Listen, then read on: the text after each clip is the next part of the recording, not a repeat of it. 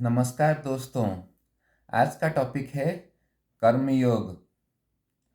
दोस्तों, दो लड़के आईएएस की तैयारी कर रहे थे।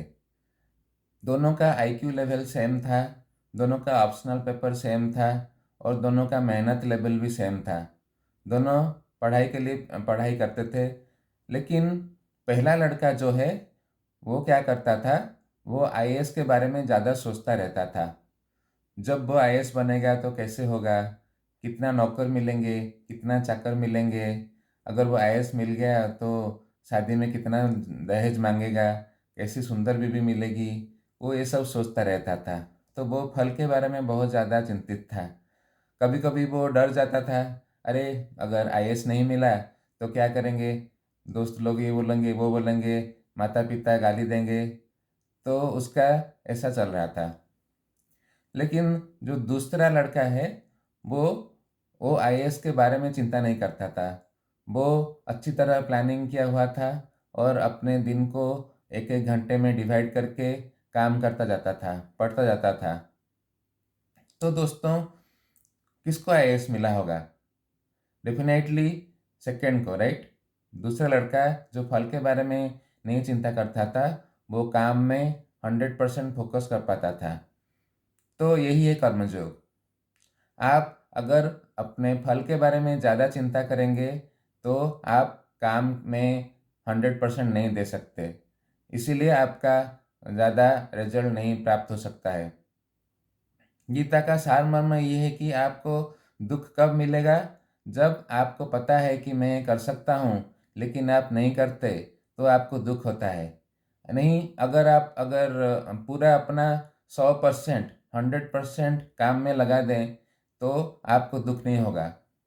अगर आप आपके पक्ष में संभव है कि आप सुबह 4 बजे उठ के कुछ काम कर सकते हैं, लेकिन आप सुबह 4 बजे उठ नहीं पाते और 8 बजे उठते हैं, तो आपको दुख होता है, क्योंकि आपको लगता है कि मैं तो कैपेबल हूँ, मैं नहीं कर सकता, नहीं किया, इसलिए आपको दुख होता है।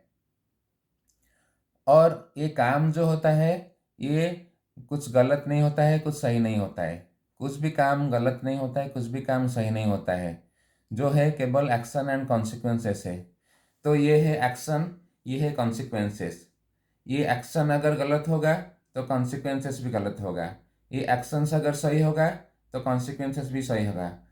मनुष्य जीवन में इतना दुख है क्योंकि हमको कॉन्सिक्वेंसेस चाहिए लेकिन हम एक्शन नहीं करते। हमारा दिमाग हमेशा कॉन्सिक्वेंसेस चाहता है लेकिन एक्शन नहीं करता। और हमको इतना दुख है, अगर हम एक्शन नहीं करते, अगर ये कॉन्सिक्वेंसेस एक्सेप्ट कर लें तो हमको नहीं दुख मिलेगा, लेकिन हम ये कॉन्सिक्वेंसेस कभी एक्सेप्ट नहीं करते। तो अगर हमको जीवन में सुखी रहना है तो हमेशा कॉन्सिक्वेंसेस को एक्सेप्ट करना पड़ेगा। तो दोस्तों, अगर आप कुछ भी काम शुरू करना चाहते हैं तो मैं कुछ स्टेप्स बताऊंगा जो आपको ये काम को अच्छी तरह से संपादन करने में हेल्प करेगा। मैंने देखा है कोई लोग बहुत सारा प्लानिंग करते हैं, बहुत सोचते हैं, 1 साल 2 साल 3 साल प्लानिंग करते हैं, ख्याली पलाव करते हैं, ये नहीं होगा वो नहीं होगा, लेकिन वो काम शुरू नहीं करते। अगर सचिन तेंदुलकर सोचा होगा कि जब मैं वनडे में 100 रन बनाऊंगा तब मैं क्रिकेट कैरियर शुरू करूंगा, तो क्या वो कभी क्रिकेट महानायक बन सकता था? नहीं ना। इसीलिए आपको जो भी है 1 रन 2 रन डेली बनाते जाइए, तो आपके 1 साल 2 साल 3 साल बाद धीरे धीरे वो बढ़ता जाएगा और फाइनली आप सक्सेसफुल होंगे। तो पहला स्टेप है इनिशिएशन। इनिशिएशन मतलब आप काम शुरू कर दीजिए। जो भी है, जो भी आपके पास है, जितना भी आपके पास ऊर्जा है, उससे आप काम शुरू कर दीजिए, तो आपको धीरे धीरे फल मिलना शुरू हो जाएगा। महावीर जैन कहते थे कि आप अगर चलना शुरू कर दिए तो मानो पहुंच गए, अगर आप कुछ खोलना शुरू कर दिए तो मानो वो खुल गया। तो ये सुन के उनका एक शिष्य अपने घर गया, ठीक है। तो ये सुन के उनका एक शिष्य अपने घर गया और घर में अपना चटाई फैलाना शुरू किया। तो फिर वो अपना चटाई आधा फैलाया और देखा कि वो आधा ही रह गया है। तो वो दौड़ता हुआ महावीर जैन के पास आया और बोला गुरुजी आपने जो बोला मैं उसको सिद्धांत को मैं प्रमाण कर दूंगा कि वो गलत है। महावीर जैन बोले, क्या हुआ बेटा? वो बोला कि गुरुजी, मैं तो घर में चटाई जो बिछा रहा था, वो चटाई आधा ही बिछाया, आप बोले कि जो खुल गया, आप खुलना शुरू किए तो मानो वो खुल गया, ये तो नहीं हुआ। तो महावीर जैन फिर वो लड़के के साथ उसके घर गए, तो वो देखे कि वो चटाई, अब वो लड़का का जो बड़ा भाई है वो चटाई पूरा खुल के उसके ऊपर सो गया है। तो इसका मतलब है, अगर आप कोई काम शुरू करते हैं और आप फिर नहीं रहे तो दूसरे लोग उस काम को समाप्त कर देंगे। मेरे घर के बगल में एक बहुत बड़ा मकान का निर्माण चल रहा था। वो बहुत बड़ा मकान था, तीसरी मंजिल का मकान। तो जब उसका दूसरी मंजिल ख़त्म हुआ तो मकान मालिक जो वो उसको बना रहा था, उसका एक्सीडेंट में देहांत हो गया। तो हम सब सोचने लगे, अरे ये इतना मकान बना रहा था, अभी ये कैसे संभव होगा, ये कंप्लीट कौन करेगा? तो फिर उसके जो बेटा बेटी सब थे वो फिर सब मिल गए और अपने पापा की इच्छा पूर्ण करने के लिए वो पूरा अभी मकान पूरा कंप्लीट हो गया है और उसमें वो लोग अभी उधर रह रहे हैं। तो इसलिए आपको काम शुरू करना पड़ेगा। सेकेंड स्टेप है राइट डायरेक्शन। आपको हमेशा राइट डायरेक्शन चूज करना पड़ेगा। अगर आपको रॉन्ग डायरेक्शन चूज करते हैं तो अभी कभी मंजिल तक नहीं पहुंच पाएंगे। एक आदमी अगर कोलकाता से चेन्नई जाने के लिए निकला है तो उसको साउथ में ही जाना पड़ेगा, क्योंकि साउथ में चेन्नई है।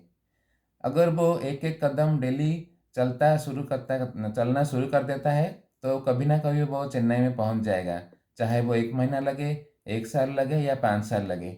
लेकिन वो अगर एक फरारी पकड़ा हुआ है, फरारी कार में पूरा 360 किलोमीटर्स पर आवर भाग रहा है, लेकिन वो अपोजिट डायरेक्शन में जा रहा है, जैसे कि वो कोलकाता से अपोजिट डायरेक्शन में जा रहा है, तो वो कभी चेन्नई पहुंच नहीं पाएगा, वो और कहीं पहुंच जाएगा।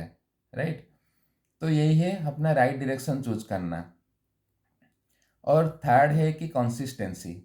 कंसिस्टेंट का मतलब है आप डेली कुछ करना चाहिए। मीन्स आप अगर कोई भी काम करते हैं डेली, उसमें half an hour, 1 hour, 2 hour, जो भी आपके संभव है उसको कर सकते हैं।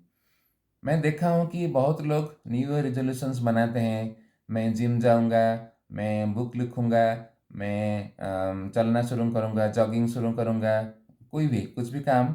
लेकिन वो 3 दिन करते हैं, 5 दिन करते हैं, 10 दिन करते हैं, फिर 12 दिन 13 दिन में वो बंद कर देते हैं। उनका कंसिस्टेंसी नहीं है, इसीलिए वो उसको ख़त्म नहीं कर पाते। तो इसीलिए आप कंसिस्टेंस हो। और आप अगर कंसिस्टेंस नहीं है तो आप सुबह नहा के सूर्य देवता को पानी दीजिए। सूर्य देवता को पानी दीजिए, क्योंकि sun rises every day, right? तो सूर्य तो डेली राइज ही करता है, इसलिए आप उनको पानी दीजिए और आपके जीवन में कंसिस्टेंसी आ जाएगा। और नेक्स्ट स्टेप है परसिस्टेंस। परसिस्टेंस मतलब आपको लगे रहना है, जब तक आप कामयाब नहीं हो जाते तब तक आपको लगे रहना है। ठीक है? अगर आप नहीं लगे रहेंगे तो आप 1 महीना, 2 महीना, 1 साल, 5 साल बाद फ्रस्ट्रेटेड होकर बंद कर देते हैं, लेकिन तो वो काम नहीं हो पाएगा। आपने थॉमस अल्वा एडिसन का नाम सुना होगा, जिसने इलेक्ट्रिक बल्ब का आविष्कार किया था। Do you know how many times Edison tried for this bulb test, filament test? He tried for 6,000 times.